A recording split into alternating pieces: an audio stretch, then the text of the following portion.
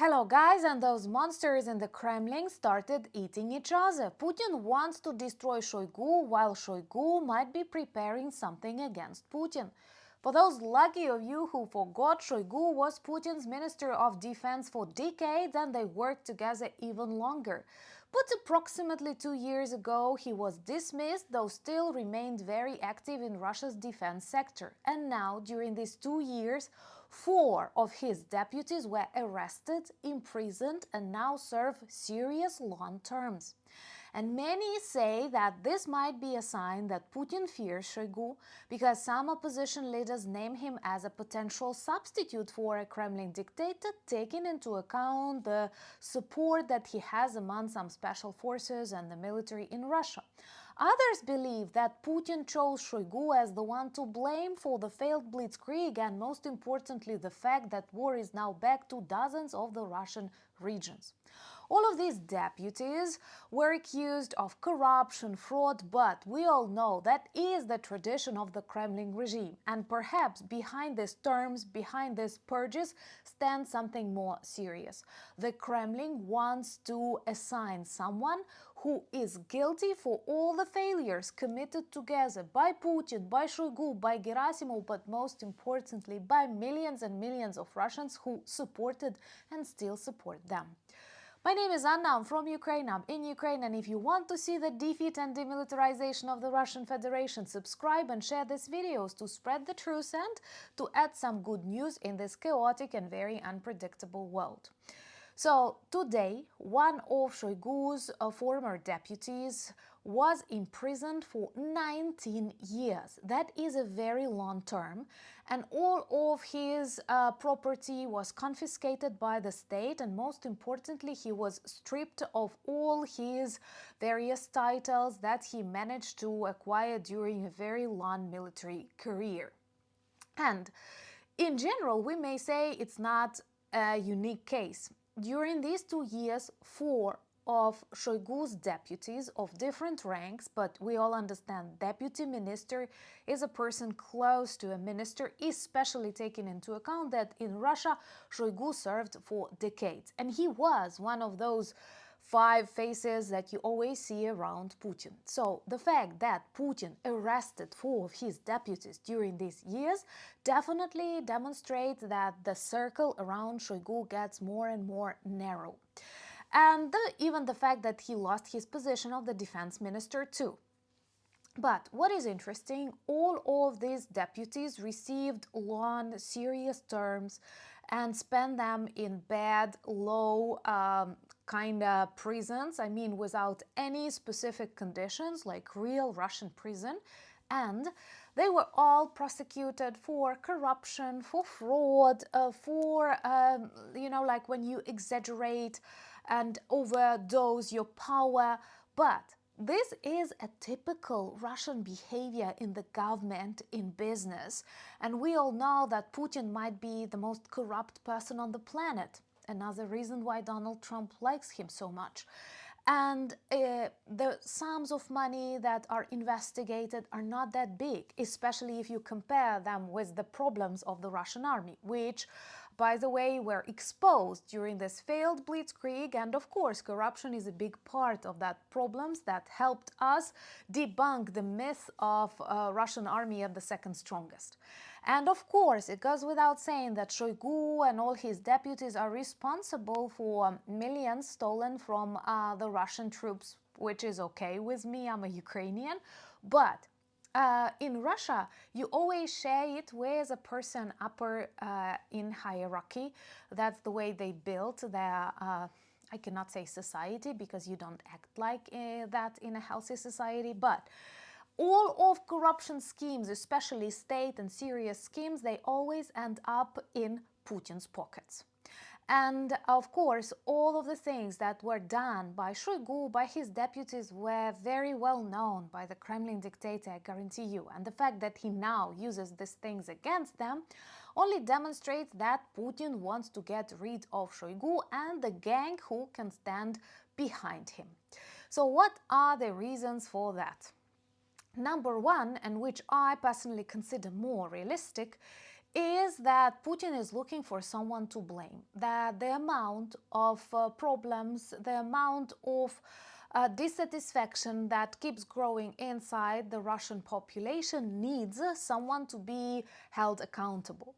And of course, Putin doesn't want to be that person. Putin cannot blame the population because his ratings keep dropping, and actually they are the lowest ever, according to some secret internal polls, which are very difficult to conduct in Russia. But with all that, he understands that people need to get someone to blame, and Shoigu and his deputies might be this choice. And it looks very logical, very typical for KGB, FSB officers, and they were all accomplices, but then they choose someone to sacrifice. And another thing that is widely discussed inside the Russian, I don't know if you can say like dark internet, is that Shoigu, who was the Minister of Defense, and then before that, he was also a minister of some like extraordinary situations, the one like hurricanes, natural disasters, what's the proper name for that in your countries, but he is a long-term politician. He is very strong in Putin. He was very strong in Putin circles. He spent almost all of his career together with Putin. So everyone associated him with the Kremlin regime. And many believe that during these years, working with these powers, he might have developed good connections with the generals, with some special forces, with some military forces, just as, for example, Prigozhin had, even though Prigozhin never possessed that much power as Shoigu. So many think that maybe if some military or some police forces are considering a coup, because you never know, these empires and dictators, they collapse very quickly. They seem so strong, so invincible, and then everything collapses very quickly, just like a house of cards. I see that cards are now a favorite metaphor of Donald Trump, so Russia can be compared to that structure. And maybe they are looking for a substitute. Maybe they are developing some coups in case of emergency or need. And it actually may be that Shoigu, known for many, respected by some of these generals who are same war criminals, could be supported more than Putin. Plus maybe that Shoigu is even using internet, which would be revolutionary among the Kremlin goblins. So anyway, on Anna Danilchuk channel, we have a separate video that discusses candidacy of Shoigu as a potential substitute for the Kremlin dictator. And all of this together leads to these purges among the deputies of the Minister of Defense, among various top military officers. And that's interesting to observe, because no matter how hard the Kremlin keeps lying and pretending, these actions, they speak louder than words. If you try to imprison four of your deputies of your Minister of Defense, it definitely shows you are not satisfied with the defense of your country. And that's exactly what we see from the news too, because more and more military facilities explode.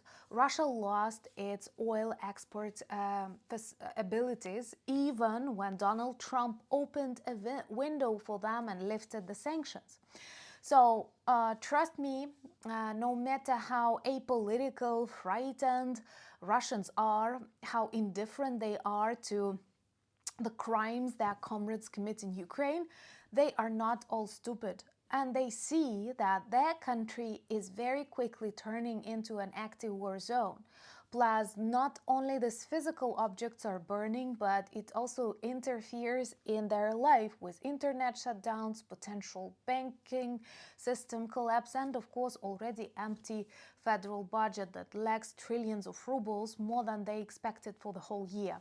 And all of this accumulates, and perhaps Putin is looking for these simple decisions for very complex problems of the Russian Federation, trying to find someone to blame. But believe me, Shoigu is not the one responsible, Putin is not the one responsible, and I know that many of you good people are trying not to believe in this version, but that's the only real one. Millions of Russians are accomplices. Millions of Russians are Putin's and Shoigu's just zoomed out, who supported this idea, and if they will go out on protests, if they will start asking for the end of war, that's not because they are kind and gentle people and they care for the lives of the Ukrainian children, but because they hate living without internet. Share these videos to spread the truth, especially taking into account that not many speak about Russia and Ukraine, knowing the subject and being a part of this world. Also follow me on X, Instagram, Blue Sky, Threads, Discord and Substack, links in the description of this video, and I traditionally invite you to subscribe to Anna Danilchuk channel for longer weekly conversations. Check the merch shop, the link in the description. It has a lot of good items that work well as reminders and conversation starters about Ukraine, and we need your support and your attention. Plus, we also deliver some good news. Once again, when the world keeps disappointing, Ukraine keeps breaking these negative circles. And thank you so much for buying me coffees, becoming my patrons and sponsors of the channels, but most importantly, thank you for standing with Ukraine. Love you very much. Slava Ukraini!